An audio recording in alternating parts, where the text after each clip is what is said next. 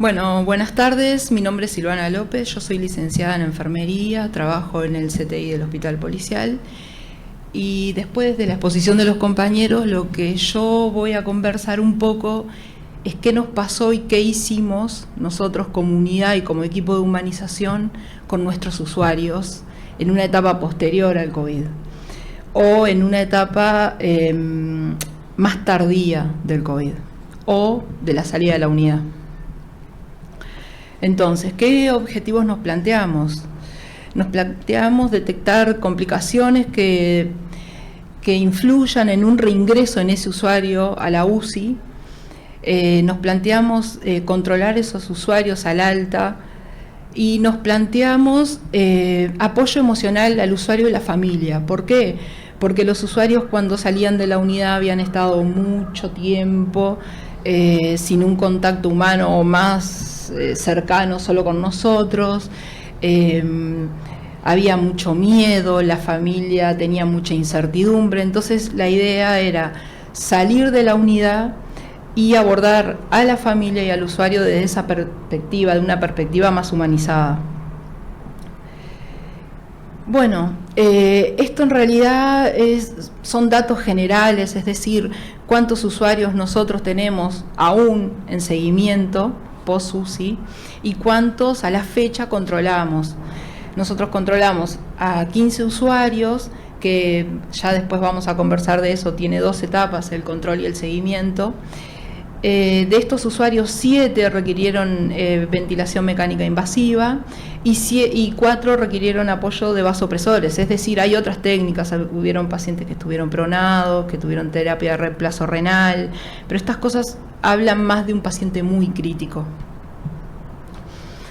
¿Cuáles fueron las complicaciones habituales post-UCI? Bueno, la neumonía intrahospitalaria, la cuadriparesia, la trombovenosis profunda, las UPP, los TEP y cuadros de aspergilosis pulmonar.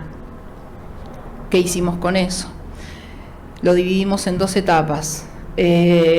Inmediatamente al alta del UCI y inmediatamente al alta de la institución. En la primera etapa lo que nosotros intentamos fue que se diera una continuidad en los cuidados planteados dentro de la unidad. Es decir, eran pacientes que salían de la unidad muchas veces traqueostomizados o con muchos dispositivos, y nosotros salimos desde la unidad hacia las áreas moderadas a tratar de educar a nuestros compañeros o acompañar el cuidado de ese usuario, sobre todo por los dispositivos o por el trabajo que ellos tenían también post pandemia o dentro de la ola. Entonces nosotros, al apoyar a las áreas moderadas, podíamos dar una continuidad a nuestros cuidados.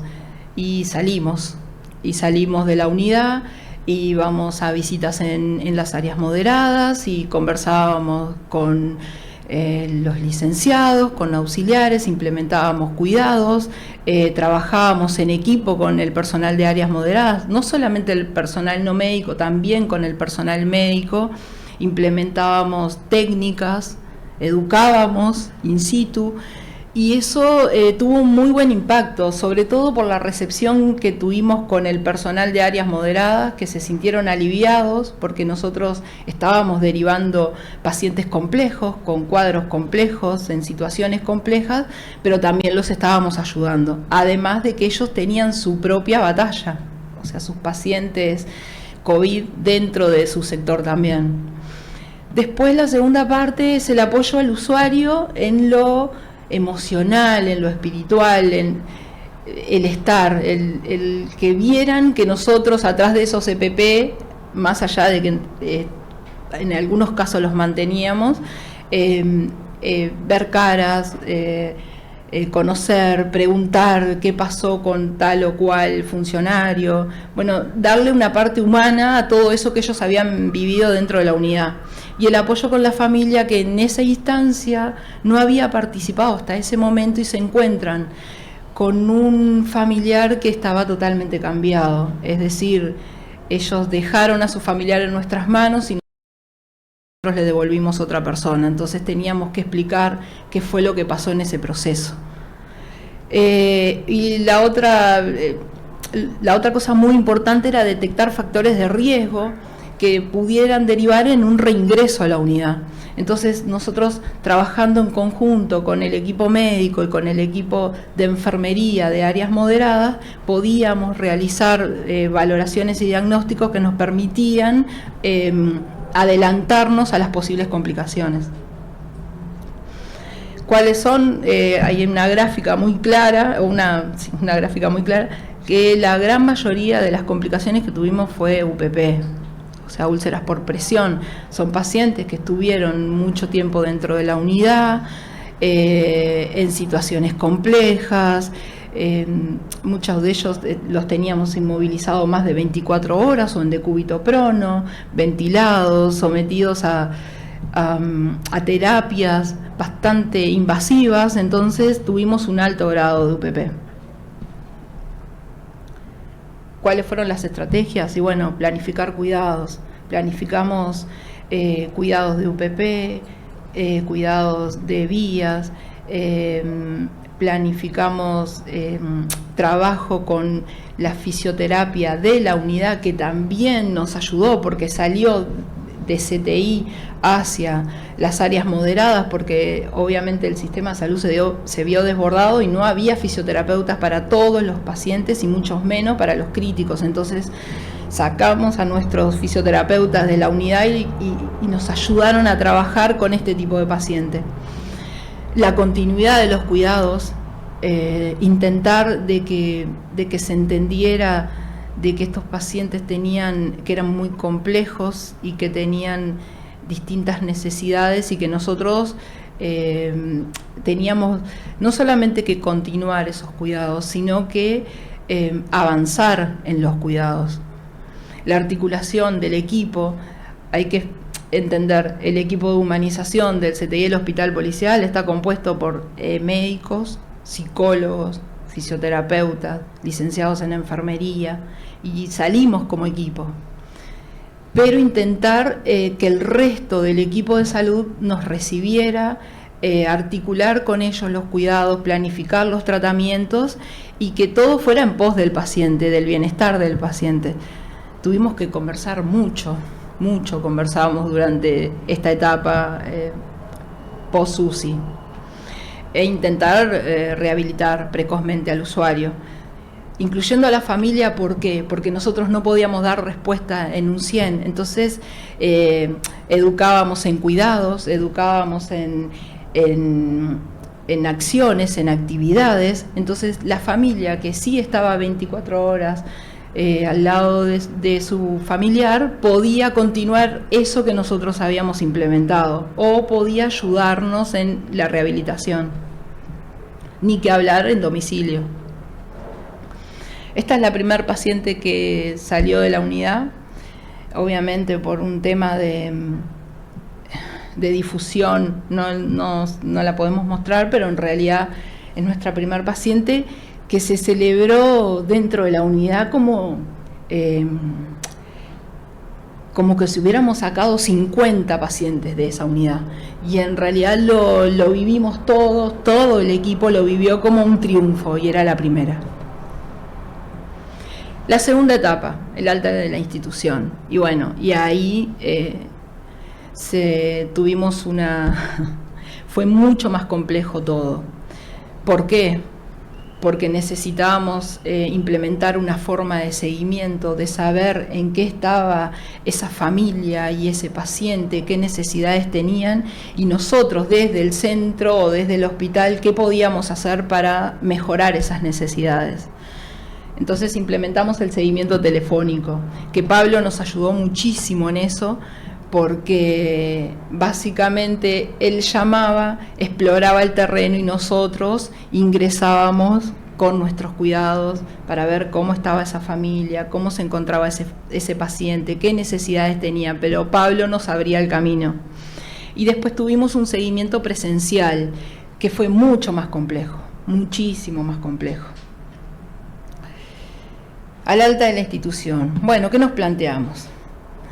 Articulación con asistencia domiciliaria. Necesitábamos que ese usuario, al retirarse de áreas moderadas, sí tenía una indicación, por ejemplo, de oxígeno domiciliario, bueno, que estuviera asegurada la administración de analgésicos, antibióticos, las curaciones.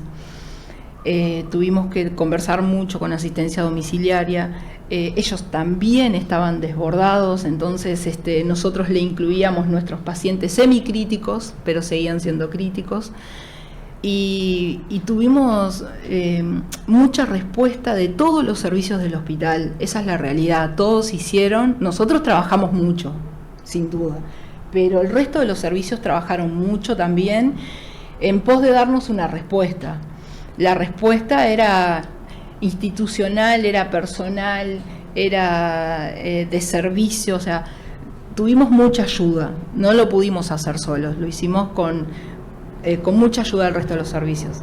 Articular con imagenología, porque nosotros necesitábamos estudios imagenológicos como las tomografías de alta resolución para ver en qué estado pulmonar se encontraban esos pacientes. Necesitábamos hacerlo en un tiempo, es decir, nosotros no podíamos traer al paciente desde su domicilio a la institución solo por una tomografía. Un paciente que está con una cuadriparesia, con oxígeno, era generar un disconfort a la familia muy grande, entonces necesitábamos articular con imagenología para hacer, por ejemplo, para instrumentar una tomografía en un tiempo, era la tomografía, el neumólogo, el equipo de psicólogo, fisioterapia en una sola etapa. Y lo logramos, lo hicimos 15 veces. Articulación con atención primaria, nos ayudó muchísimo. Soledad y yo conversamos muchísimo con atención primaria, porque era la necesidad de lograr en una sola etapa todos los especialistas. Neumólogo, funcional respiratorio, cardiólogo, psicólogo, psiquiatra, lo logramos. Lo hicimos, nosotros traíamos al paciente desde su casa y en una sola consulta lográbamos que todos los especialistas lo vieran. Había que conversar, había que presentar al paciente, había que mostrarse como equipo de humanización, que hasta ese momento éramos poco conocidos porque no habíamos salido mucho de la unidad. Y nos tuvimos que hacer conocer y tuvimos que presentarnos como equipo y tuvimos que intentar que se entendiera cuál era nuestra tarea y nuestro cometido y que no era solamente un trabajo nuestro, era un trabajo de todos. Y también lo logramos, o sea, logramos muy buena recepción de atención primaria, de registros médicos que nos otorgó todas las citas, que nos otorgó consultorio, que ahora voy a hacer una anécdota sobre eso, y logramos tener un espacio propio en el medio de una pandemia, en el medio de una situación institucional compleja, porque como pasó en todos los servicios de salud, hubieron muchas bajas, entonces teníamos menos especialistas, menos profesionales y había que responder, y era mucho trabajo también para los especialistas o para el equipo de imagenología, y llegábamos nosotros con toda esta serie de inconvenientes y peticiones. Articulación con el departamento de traslados, teníamos que trasladar a estos pacientes en cierta fecha, con ciertos horarios, con determinadas características, y tuvimos muy buena respuesta. En una primera etapa, al alta institucional, la primera valoración que pudimos hacer de estos usuarios fue que alteraciones, aparte de las físicas o las sociales, porque tuvimos también muchas alteraciones sociales, muchos pacientes que no pudieron volver a trabajar, pacientes que perdieron familia, había varias alteraciones, pero las más importantes o las que más se notaron, Pablo, fueron las psicológicas. Tuvimos mucha alteración del sueño, trastornos de ansiedad, de depresión, y tuvimos algo muy importante que fue el duelo. Nosotros tuvimos usuarios que dentro de su internación en la unidad perdieron a su familia. Entonces había que afrontar esa situación como equipo también de humanización. Era un reto para nosotros porque era la vuelta de ese usuario al hospital, la vuelta al lugar donde perdieron a su familia, y estábamos nosotros ahí como el comité de bienvenida, digamos. No fue fácil. ¿Cuántos usuarios derivamos a psiquiatría? Y un 40% de los que vimos. O sea, teníamos trastornos importantes. La primer paciente post-UCI, el seguimiento al alta de la institución, cuadriparética, oxígeno dependiente, con sonda vesical, o sea, había muchas complicaciones y muchos puntos a tratar en un solo paciente. Esto es, en realidad, es parte de algo, de un agradecimiento que dejó una usuaria o que nos envió mucho tiempo después. Pero quería hacer una aclaración con respecto a algo que nos pasó, que no lo visualizamos hasta que estábamos allí, que nos pasó con esta señora. Nosotros la citamos a la unidad para hacerle un seguimiento post-UCI, le coordinamos tomógrafo, neumólogo, funcional respiratorio, estaba el equipo de psicología, las fisioterapeutas, el médico y yo. ¿Y qué nos pasó con esta señora? Nosotros no visualizamos o no teníamos en realidad no nos habíamos dado cuenta en realidad de que la hacíamos volver a UCI, y la entramos. Y la señora quedó sumamente angustiada porque tuvo recuerdos, porque se sintió devastada, y nosotros también, porque cómo no se nos había ocurrido que eso podía pasar. No lo pensamos. Nos ocupamos tanto de que todo nos saliera en un tiempo y bien, que no nos dimos cuenta que eso nos podía pasar. Y bueno, gracias a ella luchamos y conseguimos o logramos un espacio más íntimo, privado, un consultorio. Ya no ingresaban a UCI. Entonces ella fue el pilar de que los 14 pacientes que vinieron después se sintieran mejor, que se sintieran contenidos. Es como una prueba de ensayo-error más de la pandemia. No tuvimos en cuenta esa situación hasta que la vivimos. Y ahora lo que tengo es un testimonio de una usuaria de 43 años que estuvo en nuestra unidad, que cursó COVID y que estuvo en asistencia ventilatoria no invasiva. Son una serie de videos que ella lo que quiere es transmitir cuál fue su sentir, y se plantean a través de preguntas. La primera pregunta que nosotros le hicimos fue: ¿qué fue lo que más le afectó durante su estadía en UCI? Y esta es su respuesta. Lo que más me afectó era estar pensando en que si podía salir o no de todo lo que estaba pasando, y mi gente que también estaban infectados. Ellos en casa y yo internada. La preocupación de la familia. Exacto, sobre todo eso. Lo bueno fue todo el apoyo que sentí en todo sentido.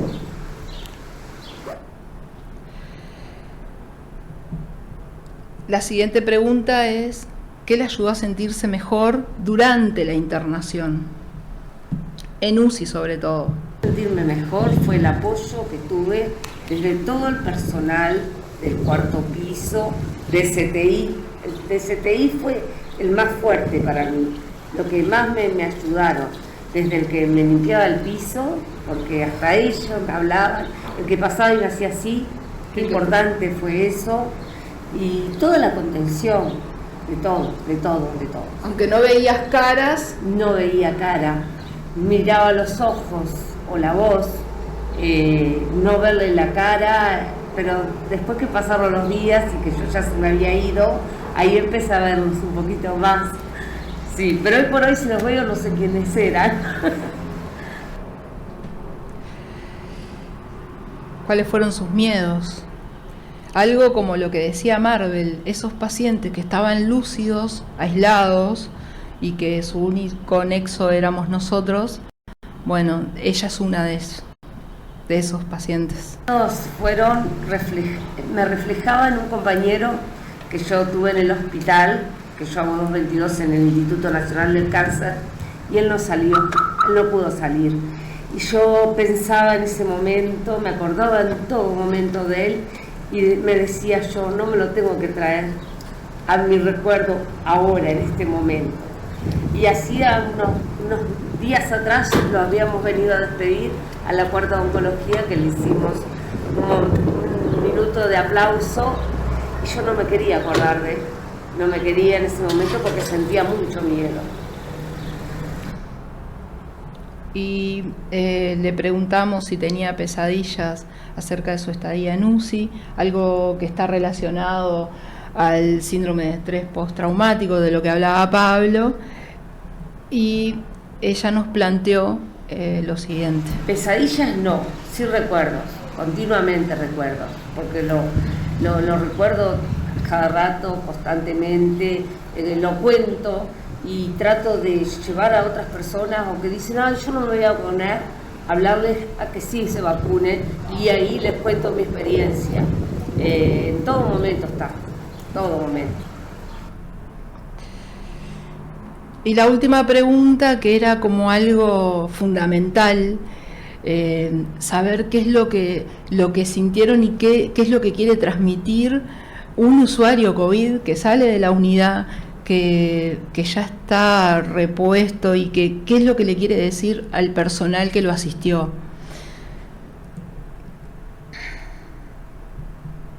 Agradecimiento, que abarca todo, porque yo le quise recompensar con algo poquito. Yo llevé masa, le pedí a mi esposo que fuera y que comprara masa para cada turno, y después agregué 2 turnos más. Y ahora la otra vuelta les mandé chocolates. También es un mimo, un pequeño mimo al alma que le hacemos, porque mi familia y yo estamos muy agradecidas y de por vida vamos a estar. Y siempre que pueda los voy a hacer resaltar eso.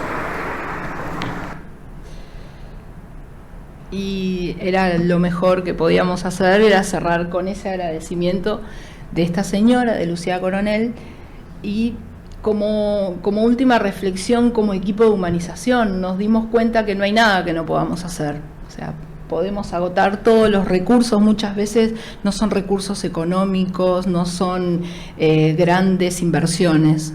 Hay que volver a lo humano, apelar a lo humano.